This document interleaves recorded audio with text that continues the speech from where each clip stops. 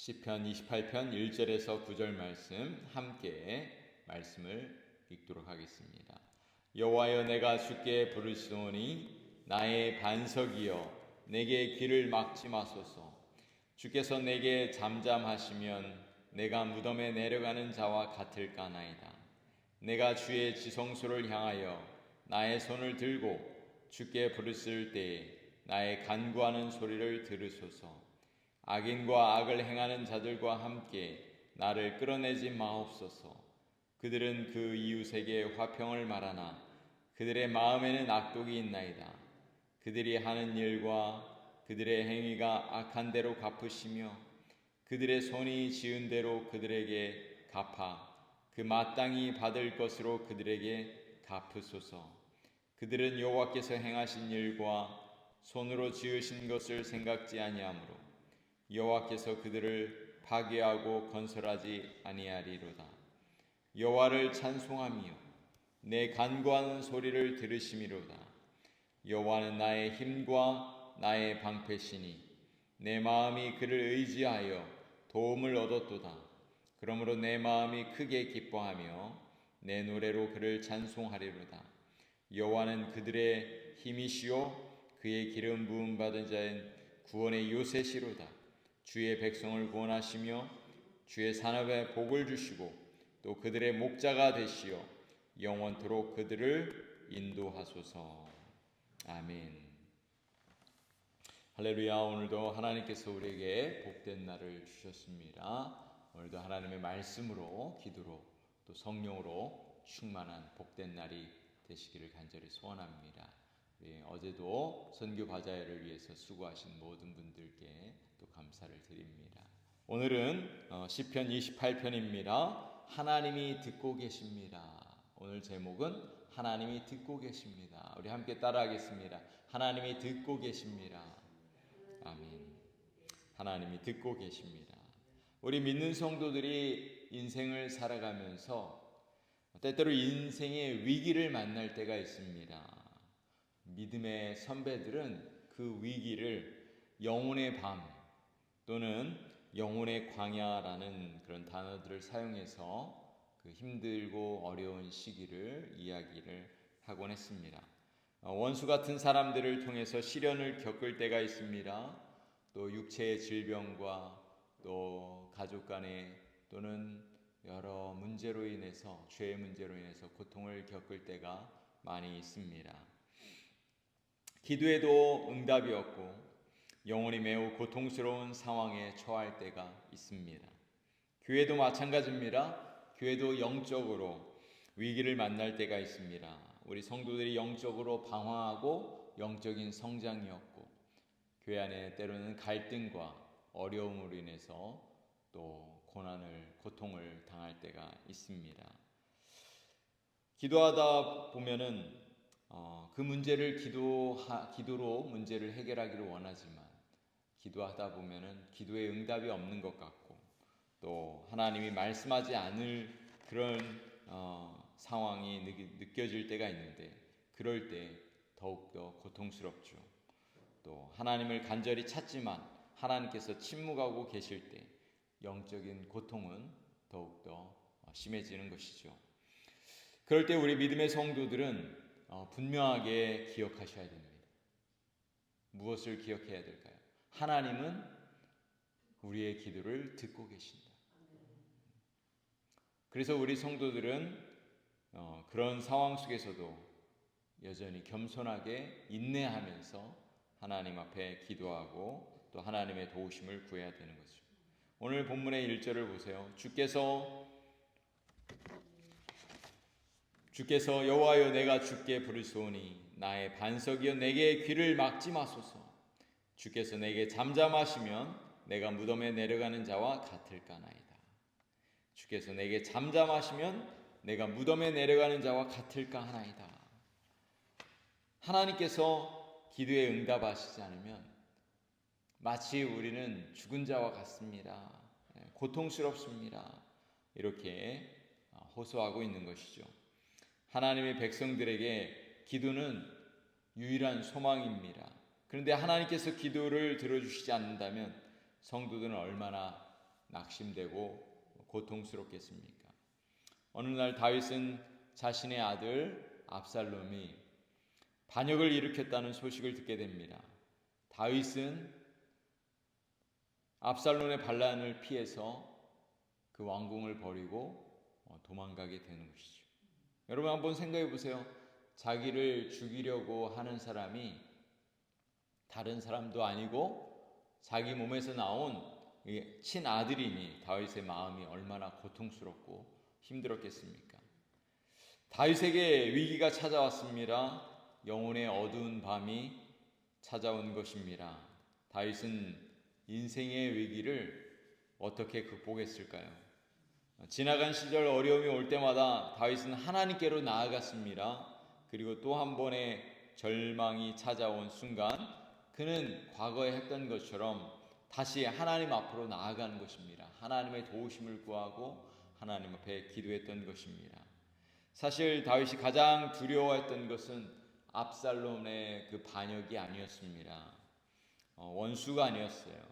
그보다 더 중요한 것은 하나님과의 관계였습니다. 하나님이 나의 기도에 응답하시지 않으면 어떠할 것인가? 그것이 가장 큰 염려였습니다.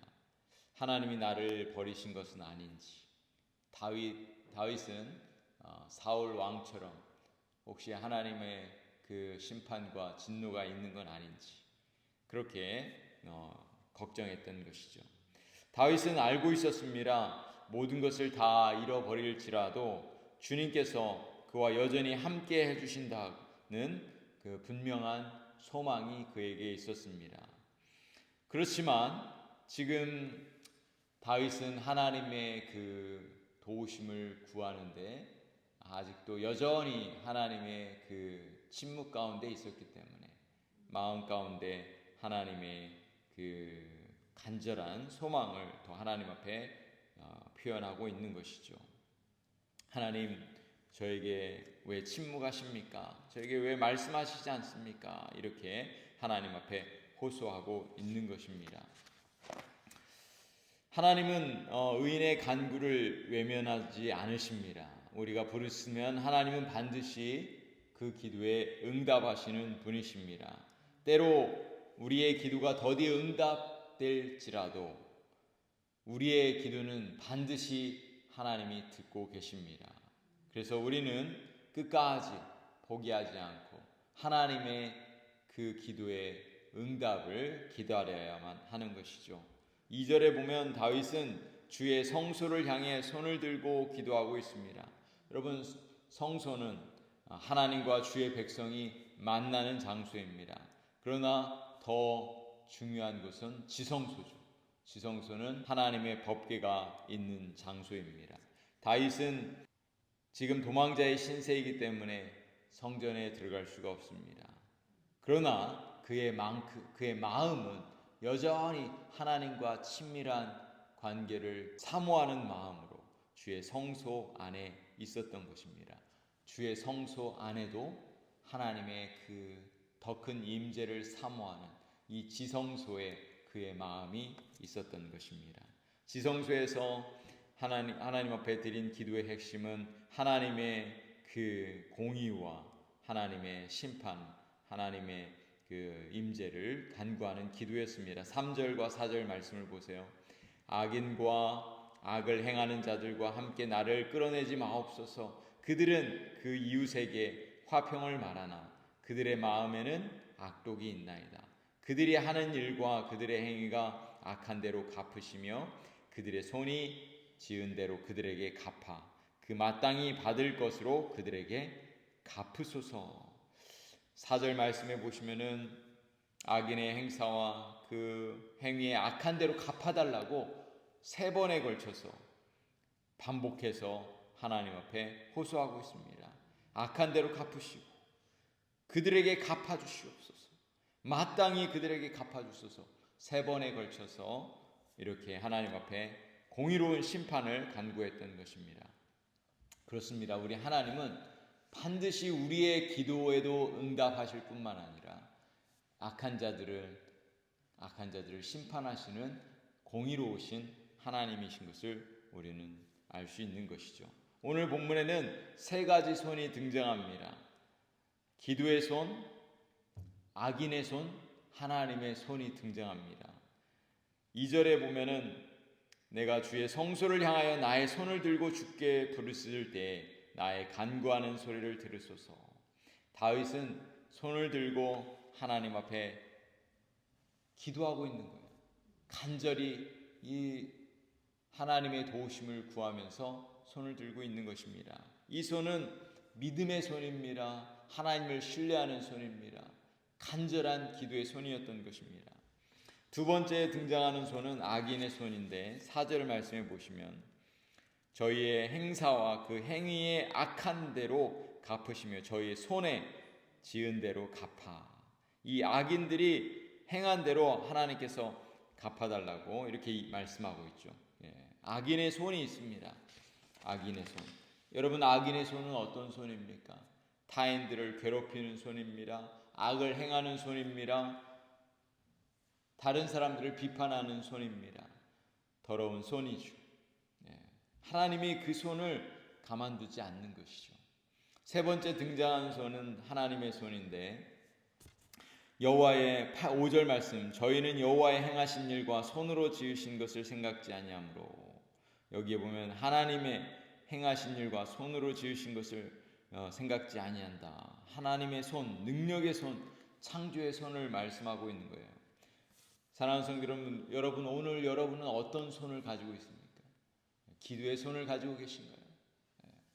나누고 베푸는 손을 가지고 계신가요? 주님의 몸된 교회를 위해서 헌신하는 손을 가지고 계신가요? 우리 선교 바자회를 하고 있는데 제가 우리 성도들의 그 손을 보니까 하나님을 섬기는데 기쁘게 우리 성도들의 손이 움직이는 것을 보면서 감사를 드립니다.